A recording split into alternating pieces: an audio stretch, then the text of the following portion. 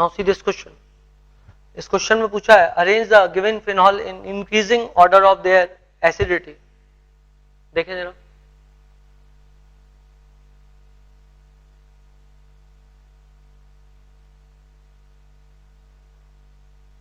in increasing order of their acidity. Arrange the given phenols in increasing order of their acidity. In fact ये तो phenol नहीं है और इसमें दिया यही है कि arrange the following phenols in increasing order of their acidity. इसको मैं फिनॉल भी बना सकता हूँ, कोई दिक्कत नहीं है। बाकी इसमें भी आप सॉल्व कर सकते हो, इसमें भी कोई प्रॉब्लम नहीं है। एक काम करो, फिनॉल बना दो, क्योंकि फिनॉल पूछा है तो फिनॉल ही बना दो। अब देखो कौन ज्यादा एसिडिक होगा और कौन कम एसिडिक होगा। यदि आप बेटा इधर देखो तो ये ग्रुप कैसा दिख रहा है, प्लस एम ग्रुप है।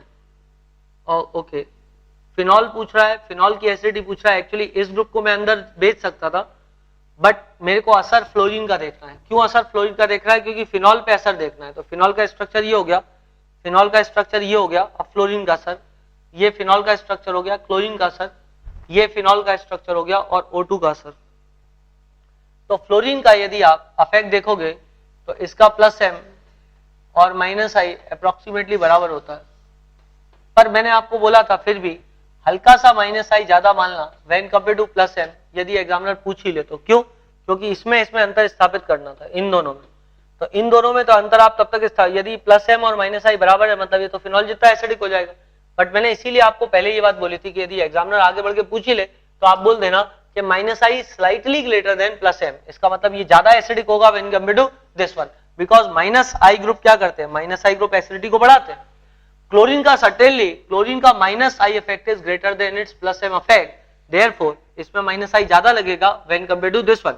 ऐसा नहीं है कि फ्लोरीन का माइनस आई कम होता है, फ्लोरीन का माइनस आई ज्यादा होता है, बट फ्लोरीन का प्लस एम भी ज्यादा होता है। तो प्लस एम के द्वारा इलेक्ट्रॉन डेंसिटी बढ़ाता है, पर हैवी माइनस आई के कारण इलेक्ट्रॉन डेंसिटी सिग्मा बॉन्ड के थ्रू बाहर निकाल लेता है।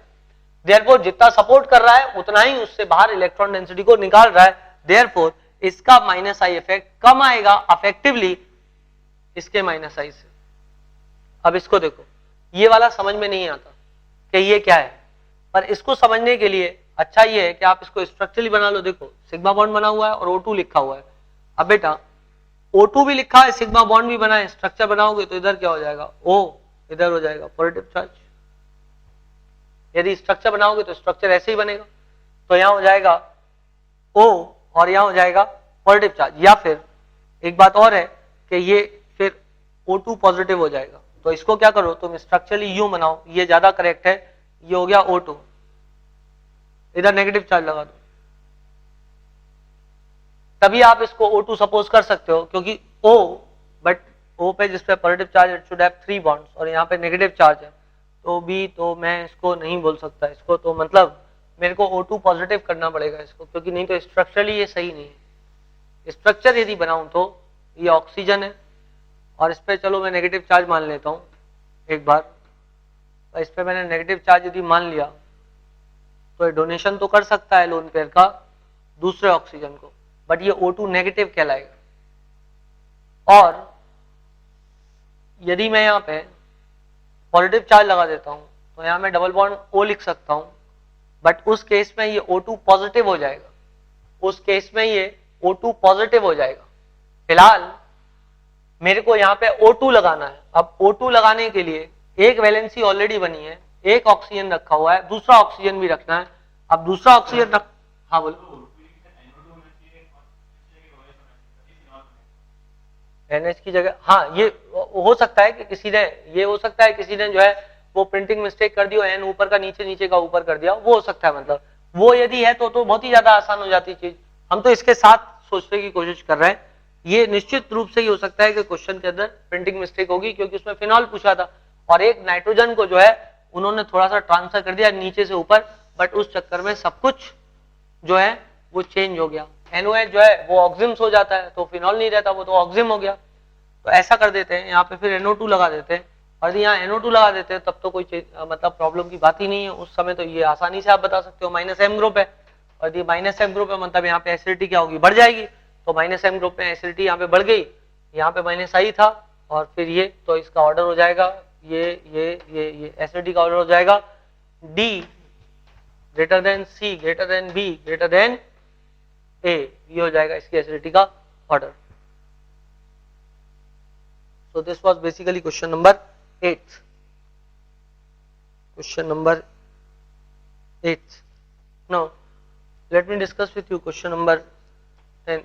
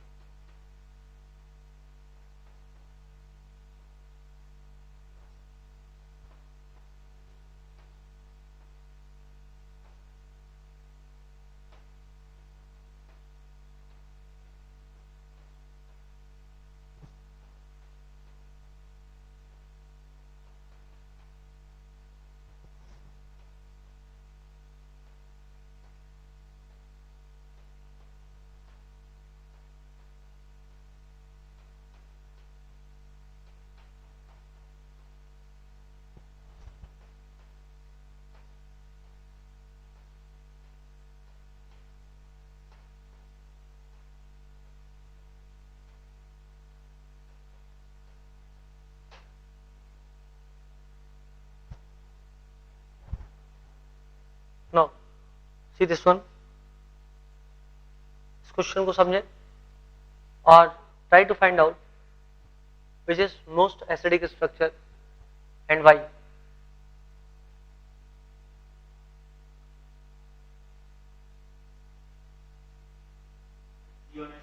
क्यों?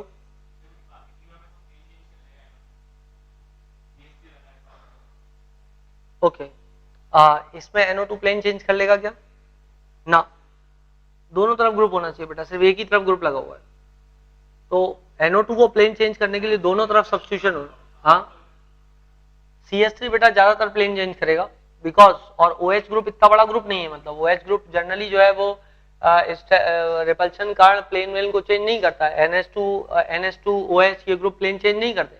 वो बेसिसिटी का फंडा था, वो वहां पे अलग था कि वहां पे NH3 पॉजिटिव ग्रुप बन गया था। OH छोटा होता है, तो OH छोटा है तो थोड़ा बहुत एडजस्टमेंट हो जाएगा, इनको अपना प्लेन बदलने की कोई जरूरत नहीं।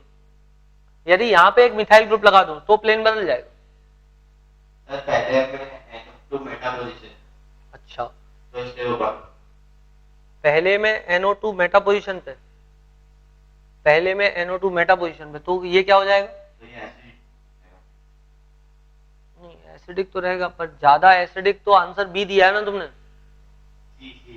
सी दिया है। अच्छा चलो और सोचो और विचार करो, उसका सही उत्तर देने की कोशिश करो कि क्यों बी है, क्यों सी है, क्यों ए है।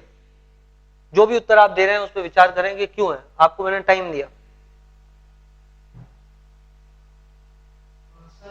हाँ बोलो। तो इसका आंसर सी होगा, क्योंकि एक तो पहली बात तो ऑर्थो पोजीशन पे उसका इंडक्टिव इफेक्ट मैक्सिमम होगा। ओके चलो, जो बी केस है उसमें तो NO2 प्लेन चेंज कर लेगा। हाँ ये बहुत अच्छा है कि बी में NO2 अपना प्लेन चेंज करेगा तो माइनस आई इफेक्ट आएगा NO2 का। सर जो ए केस है उसमें मेटा पोजीशन का है, तो हाँ, इतना अच्छा माइनस आई नहीं होगा जितना ऑर्थो पोजीशन से आएगा। Okay good. और जो डी केस है उसमें तो पैरा पोजीशन का है, तो माइनस आई इफेक्ट तो लगभग नेग्लिजिबल हो जाएगा। बेटा वापस से बोलो डी को।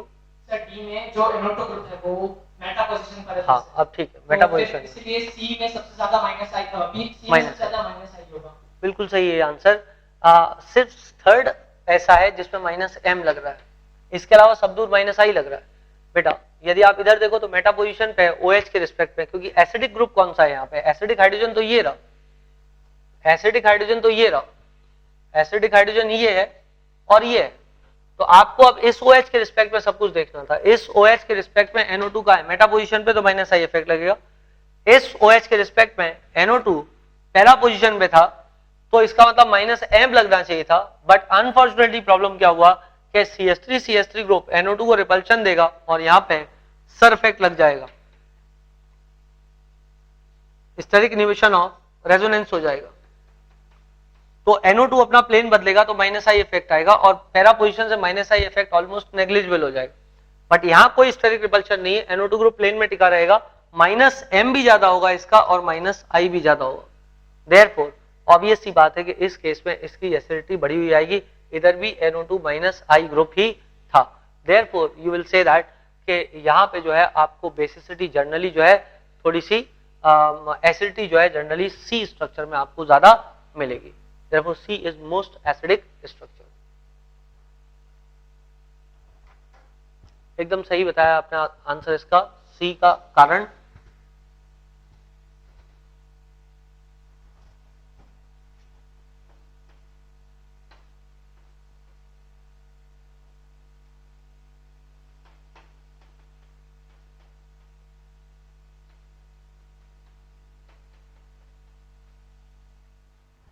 एक बात आपने बिल्कुल सही पूछी है कि सर यहाँ पे क्या इंट्रामोलिकुलर हाइड्रोजन बॉन्डिंग हो जाएगी। ऑब्वियसली यहाँ पे इंट्रामोलिकुलर हाइड्रोजन बॉन्डिंग हो जाएगी और उसके कारण निश्चित रूप से एसिडिटी को कम होना चाहिए। बट हम इससे पहले भी ये बात डिस्कस कर चुके हैं कि -m effect will be more dominating when compare to intramolecular hydrogen bonding. तो ऑब्वियस सी बात है, यदि याद करो ऑर्थो पैरा मेटा, ऑर्थो या पैरा या मेटा नाइट्रोफिनॉल, तो वहां पे एसिडिटी ज्यादा थी पैरा नाइट्रोफिनॉल की, उसके बाद में ऑर्थो, उसके बाद में मेटा। और जबकि ऑर्थो नाइट्रोफिनॉल में इंट्रामोलिकुलर हाइड्रोजन बॉन्डिंग मिलती थी तो वहां भी एसिडिटी जो है, यदि हाइड्रोजन बॉन्डिंग इतनी ज्यादा डोमिनेंट हो रही होती तो meta nitrophenol would have been more acidic when compare to ortho nitrophenol. But the experimental data is not like this. Ortho nitrophenol is more acidic when compare to meta nitrophenol. The thing is that the -I effect is greater, the effect of -M group is greater when compared to the effect of intramolecular hydrogen bonding। जितना ज्यादा -M group acidity को बढ़ाता है उतना ज्यादा कम नहीं करेगा intramolecular hydrogen bonding. I hope you have got this thing.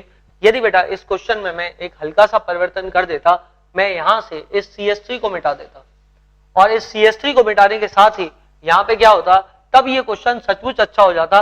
उस समय इस क्वेश्चन में आपको ज्यादा प्रॉब्लम होती। यदि ये क्वेश्चन IIT में आता है तो इस रूप में आने की संभावना ज्यादा है, क्योंकि यहाँ पे बहुत सारे बच्चे -M -I देखेंगे और उनको -I कम लगेगा इसकी तुलना में यदि NO2 यहाँ है तो, जैसा कि इस क्वेश्चन में।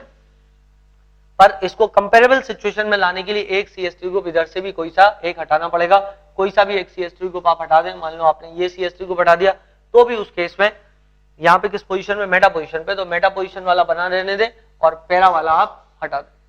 तो इस केस में आप देखोगे कि यहाँ पे इसकी एसिडिटी कम होगी when compare to this one, क्योंकि यहाँ पे -M -I लग रहा है और यहाँ पे -M -I है, इसका -I तो ग्रेटर है, बट इंट्रामोलिकुलर हाइड्रोजन बॉन्डिंग वाला फैक्टर रोल प्ले कर जाएगा। और मैंने आपको ये बात बताई थी लास्ट क्वेश्चन में, -M इफेक्ट ज्यादा होगा, उसके बाद इंट्रामोलिकुलर हाइड्रोजन बॉन्डिंग का इफेक्ट होगा, उसके बाद -I इफेक्ट होगा। यदि आपने कुछ सीखा हो लास्ट क्वेश्चन से, तो उस क्वेश्चन में ऐसा था कि लास्ट कुछ क्वेश्चंस में जहां पे ऑर्थो नाइट्रो पैरा और मेटा नाइट्रोफिनॉल था, तो -M effect was greater than intramolecular hydrogen bonding was greater than -I effect। Now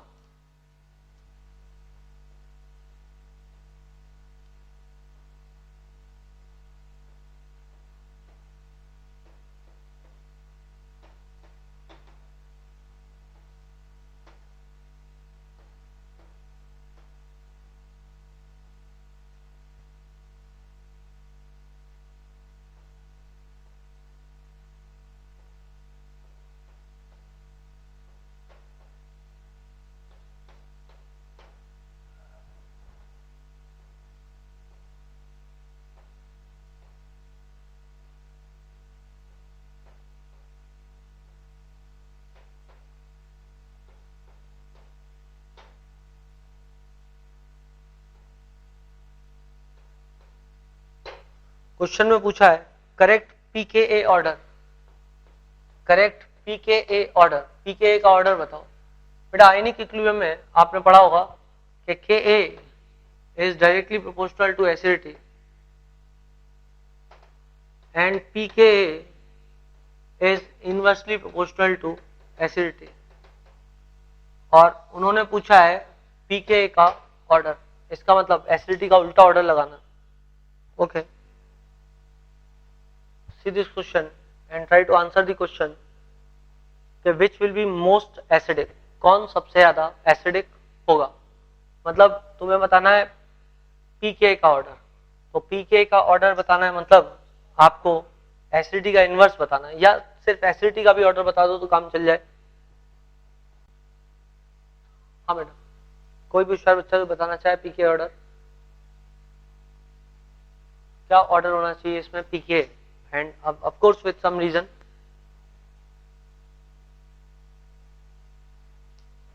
आप एसिडिटी देखें, एसिडिटी किसकी ज्यादा होगी किसकी कम होगी, आप इतना ही बता दो, उसका इनवर्स ऑर्डर जो है वो पीके हो जाएगा।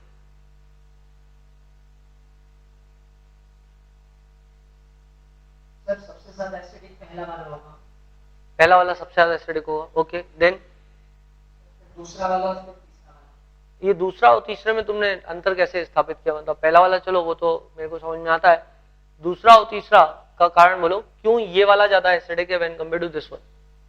सर वो जो कार्बन लगा हुआ है उसपे, मतलब जो एक कार्बन है जिसका ऑक्सीजन नहीं लगा है, सर उससे हाइड्रोजन जाने की टेंडेंसी ज्यादा होगी। इसमें हर कार्बन पे एक OH लगा हुआ है, मतलब इसमें Okay.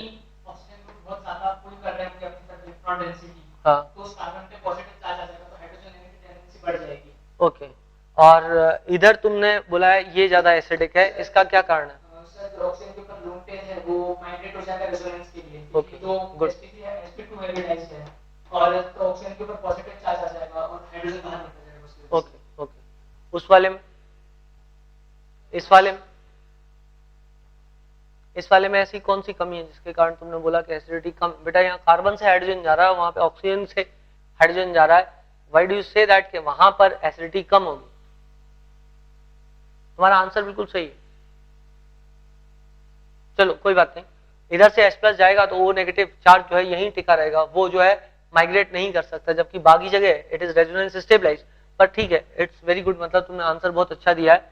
देखिए आप बेटा, ये एक तरीके से इनोल फॉर्म है, यदि आप लोग को याद हो तो, and enol form are less stable in nature. तो यदि आप देखो तो यहां से यदि H चला जाए, मान लो इधर से H+ डिस्प्लेस हो, तो ये इस डायरेक्शन में मूव करेगा और ये इस डायरेक्शन में मूव करेगा, तो फाइनली जो तुम्हारे पास कंपाउंड बनेगा that will look somewhat like this.